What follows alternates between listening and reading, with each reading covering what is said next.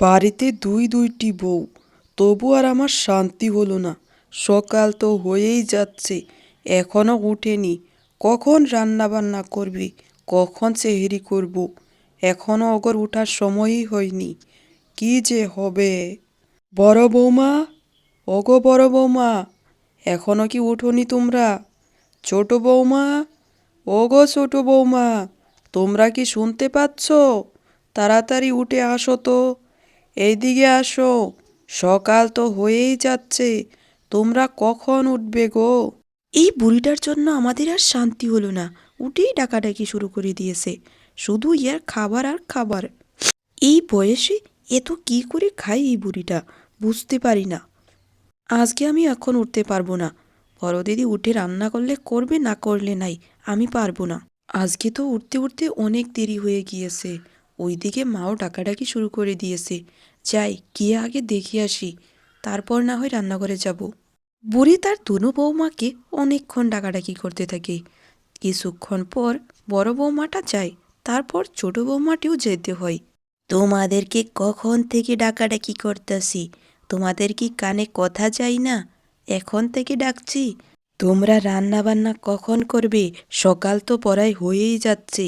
না আমার গিয়ে রান্না করতে হবে? তোমাদের মতো দুইটো বউ হয়ে আমার কি এখন কাজ করতে হবে? তোমাদের দুইজনকে ডাকতে ডাকতে আমার গলাটাই শুকিয়ে গিয়েছে, আর তোমাদের কানে কথাই যায় না। রাতে শুইতে শুইতে অনেক দেরি হয়ে গিয়েছিল, তাই উঠতে পারিনি। চোখটা তো খুলছিলই না। আপনার ডাকা শুনে দৌড়ে এসেছি। এখন কি এইখানে দাঁড়িয়ে দাঁড়িয়ে আলাপ আলোচনাই করা হবে, না রান্না বান্নাটাও করবে? কিছুক্ষণ পর তো মসজিদে আজান দিয়ে দিবে, তখন কি তোমরা রান্না বান্না করবে? আপনি এত চিন্তা করবেন না, আমি এক্ষুনি যাচ্ছি, রান্নাটা গিয়ে করে নিব। আপনাকে ডাক দিব রান্নাটা করেই। প্রিয় গ্রামবাসীরা, চেহারির সময় হয়েছে, আপনারা সবাই তাড়াতাড়ি চেহারি করে নিন। মহল্লাবাসীরা, সেহরির আর মাত্র আধা ঘন্টা সময় বাকি আছে। আপনারা সবাই সেহরি সময় মতে খেয়ে নিন। তোমরা দুইজন যাও, তাড়াতাড়ি গিয়ে কাজগুলো করে নেও, তারপর সন্ধ্যার জন্য ইফতার বানাতে হবে। তোমরা এক্ষুনি গিয়ে সমস্ত কাজগুলো করে নাও তো, দেরি করবে না। আর শোনো, আজকে কিন্তু ইফতারিতে অনেক কিছু বানাতে হবে। আজকে তোমরা পোলাও বানাবে, বিরিয়ানি বানাবে, আবার এই যে পকোড়া বানাবে, চিকেন পকোড়া বানাবে, সমস্ত কিছু বানাতে হবে। এখন তো মাত্র বাজে 10টা, আর এক্ষুনি আমরা ইফতার বানিয়ে ফেলবো? ইফতার তো সব ঠান্ডা হয়ে যাবে। কিছু দেরি করে বানাই। সকালে বানাও, বিকেলে বানাও, সেটা তোমাদের কথা, কিন্তু কথাটা মনে রেখো, সন্ধ্যাবেলা যে আমি কোনো কিছুর কমি না পাই। সব কিছু রেডি থাকতে হবে, না হলে কিন্তু কথাটা খারাপ আছে। আপনি চিন্তা করবেন না, আমরা দুইজনে মিলে সব কিছু আপনার পছন্দ মতে বানিয়ে ফেলবো। কিছু দেরি হবে না, সব কিছু সময় মতে করে ফেলবো। এত কিছু বলতে হবে না, যাও এখন বাড়ির বাকি কাজগুলো করে নাও।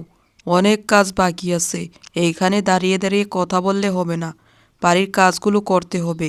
ছোট বৌমা তো শুধু মুখটা চালাতে পারে, কিন্তু কাজই করতে পারে না। কে রে মেহরিন, কোথায় গেছিলি? কখন থেকে তোকে আমি খুঁজতেছি।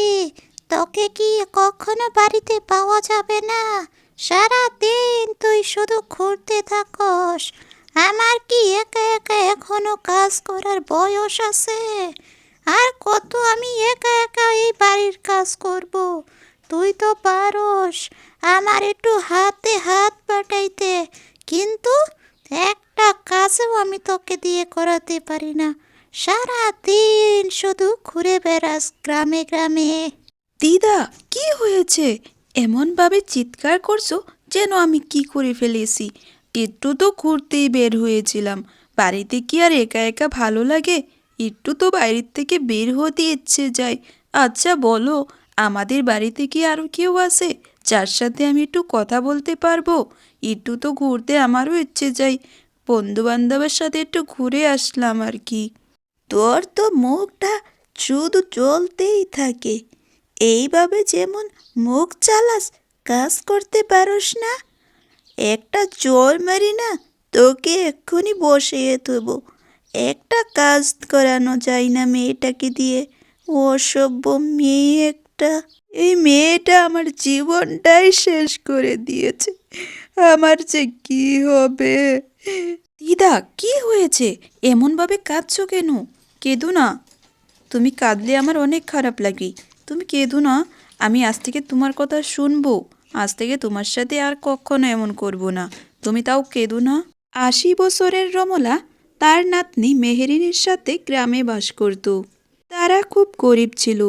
টেনে টুনে সংসারটা চালাতো রমলা। মেহেরিন খুব চঞ্চল স্বভাবের মেয়ে ছিল। সে শুধু গ্রামে ভুঁয়ে ঘুরে বেড়াতো। তার কোনো চিন্তাই ছিল না সংসারের। তার দাদি তাকে অনেক বোঝাতো, কিন্তু সে কিছুই বুঝতো না। সে শুধু তার নিজের ইচ্ছা মতনই ঘুরে বেড়াতো। কিন্তু মেহেরিন তার দিদাকে খুব ভালোবাসতো। দুই দিদা নাতনি জঙ্গলের পাশে একটি বাড়িতে বাস করত। বুড়ির তনু বৌমা সারাদিন অনেক কাজ করতে থাকে।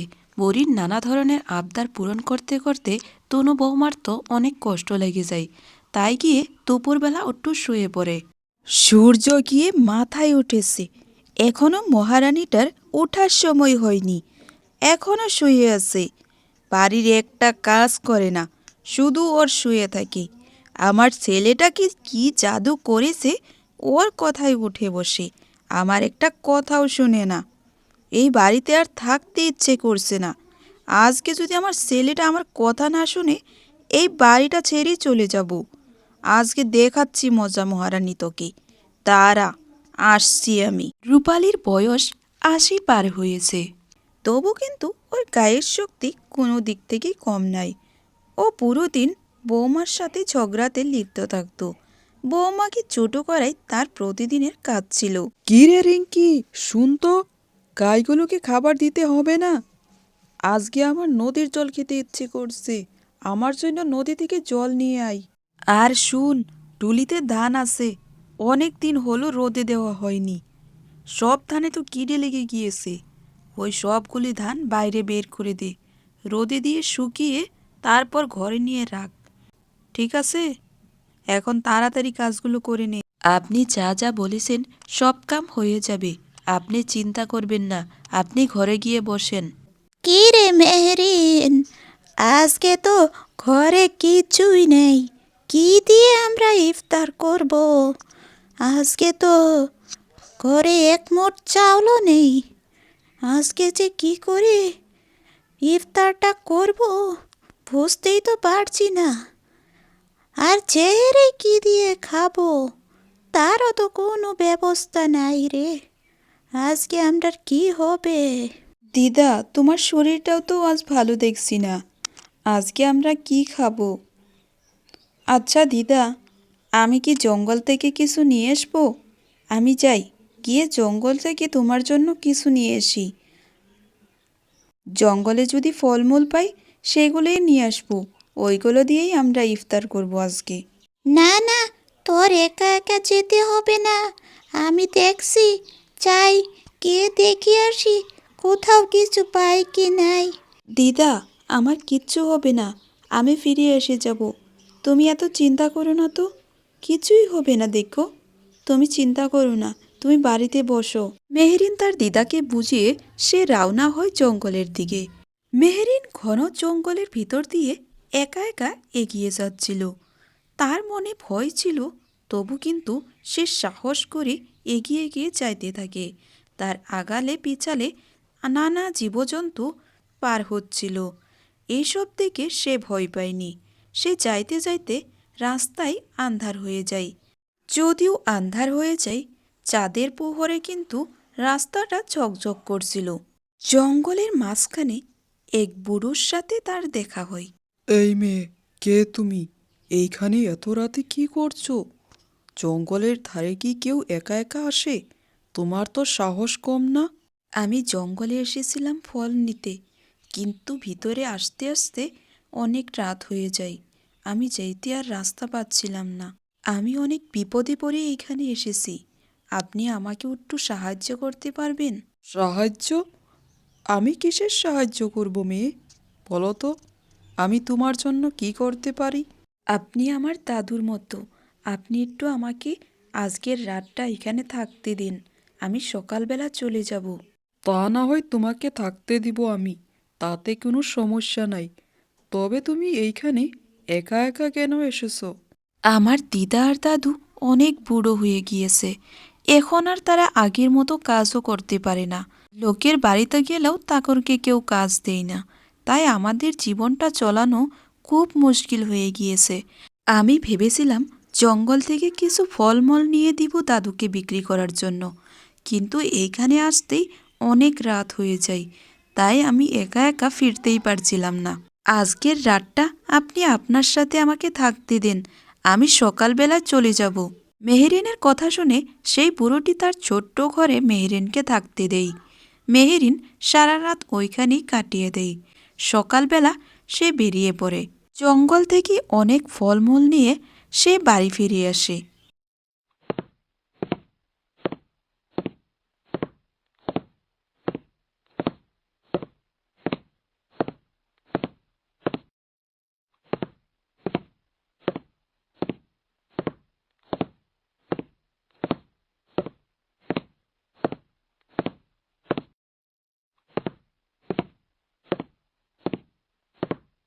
মেহেরিনকে মেহেরিনের দাদি অনেক জায়গায় খুঁজতে থাকে, কিন্তু তাকে কোথাও খুঁজে পায় না।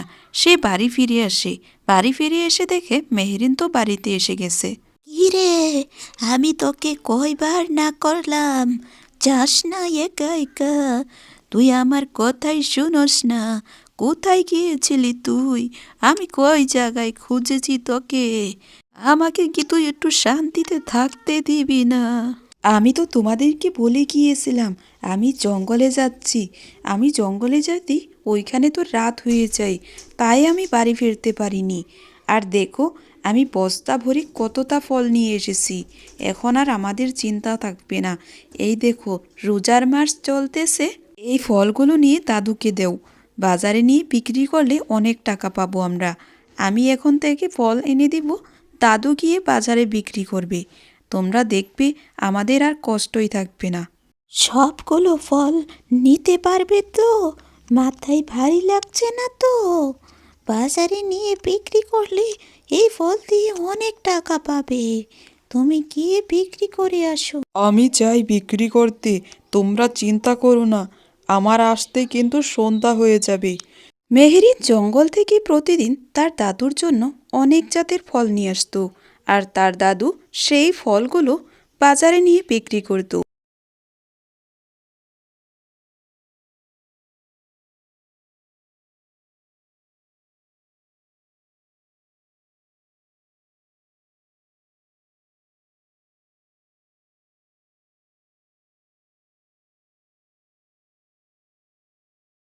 প্রিয় গ্রামবাসীরা, আপনারা কি ফলমূল রাখবেন? তাজা তাজা ফল, শুধুমাত্র 100 টাকায়। এই রোজায় এই ফল দিয়ে ইফতার করলে কলিজা ঠান্ডা হয়ে যাবে।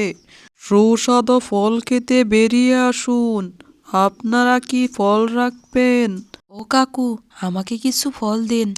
সব ফল কি 100 টাকায়? আর এই ফলগুলো কি সব তাজা, আজকেই নিয়ে এসেছেন? আপনার কাছে যা যা ফল আছে সমস্ত কিছু আমাকে একটি একটি করে দিয়ে যান। আমার ফলগুলো একদম তাজা, সুস্বাদু। একবার খেয়ে দেখো, আরেকবার খেতে ইচ্ছে করবে। সব ফলগুলো ভালো। এই ফলগুলো জঙ্গল থেকে নিয়ে এসি। আপনার কাছে যা যা আছে সব থেকে আমাকে একটি একটি দিয়ে যান, আমার সবগুলোই লাগবে। তাড়াতাড়ি গিয়ে রান্নাটা বসিয়ে দিই, না হলে এক্ষুনি মার চিল্লাচিল্লি শুরু হয়ে যাবে। আর অনেক কাজও বাকি আছে, তাড়াতাড়ি করতে হবে। মাইরা, এই ফলগুলো নিয়ে তোমার মার কাছে দিয়ে এসো তো। এইগুলো বলে দিবা ইফতারির জন্য ফ্রিজে রেখে দিতে। একটু ঠান্ডা হলে সন্ধ্যাবেলা বের করব। যাও, এখন দিয়ে এসো। ঠিক আছে চাচি, আমি এক্ষুনি দিয়ে আসছি মাকে। দাও আমার কাছে।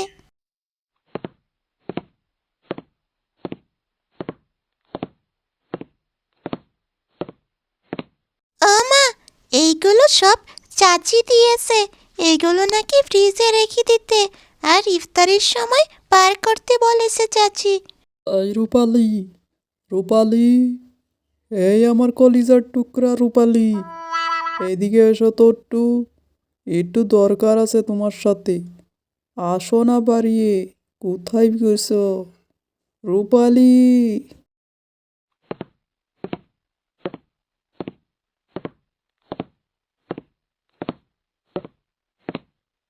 কি হয়েছে?